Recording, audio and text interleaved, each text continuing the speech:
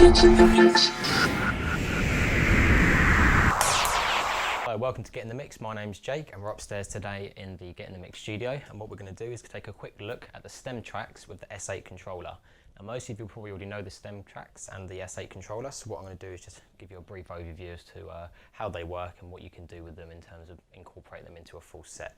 So we'll start off just giving you a brief look at the S8, just so the people that don't know what it is sort of understand just what the controller's about.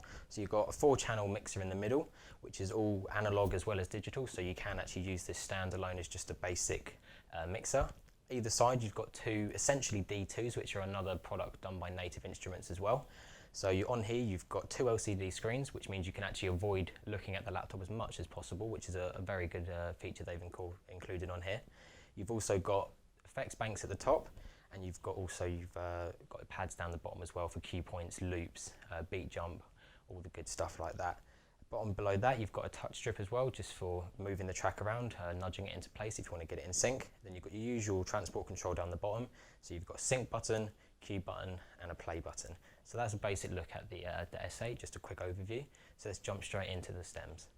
So over on the left hand side, we'll look at this deck to start with. You actually have 4 channel faders. So on the first one, generally what you would have is a bass, or your drums, kicks, everything like that, all on this one channel here. Next channel you tend to have your bass lines and any sort of grooves or anything like that you want to put on. Third channel fader is your synths, leads and pads. You can put anything you want on either of these channels, it doesn't really matter, but this is the generic way that they've done it over at Native.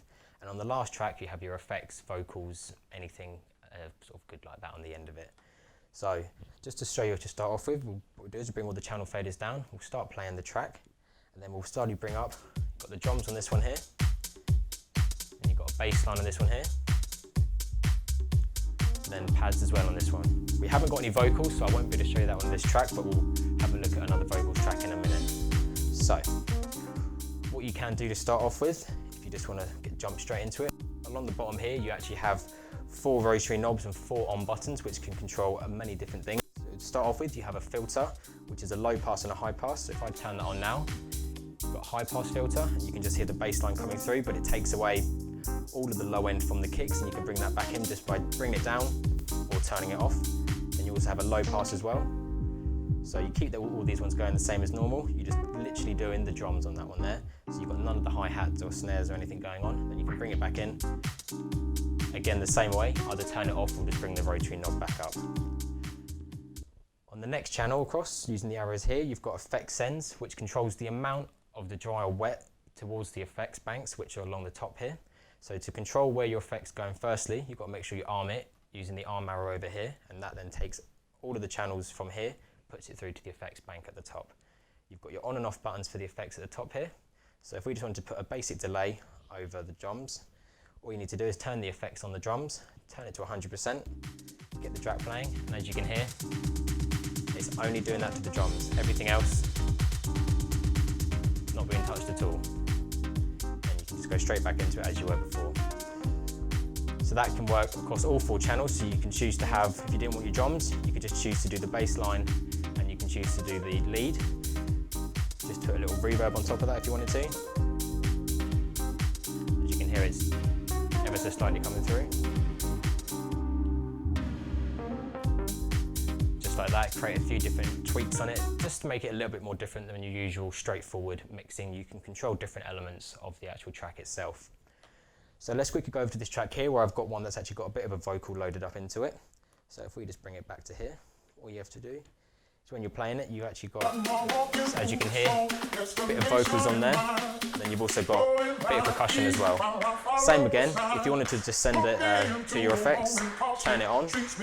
Make sure you've got your arm over here. And then you can just control just the effects. And there you go. So you can just hear it coming out a little bit, and then you can just do whatever you want really, just to sort of create a different track, and then you can bring everything back in together all at once. And that is basically an essential overview of the stems and what you can do with them.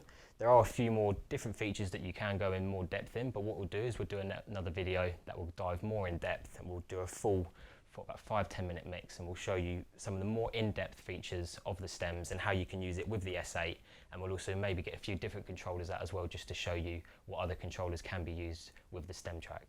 So thank you very much for watching. Go ahead, if you enjoyed the video, go ahead and like the video, give it a subscribe and a share.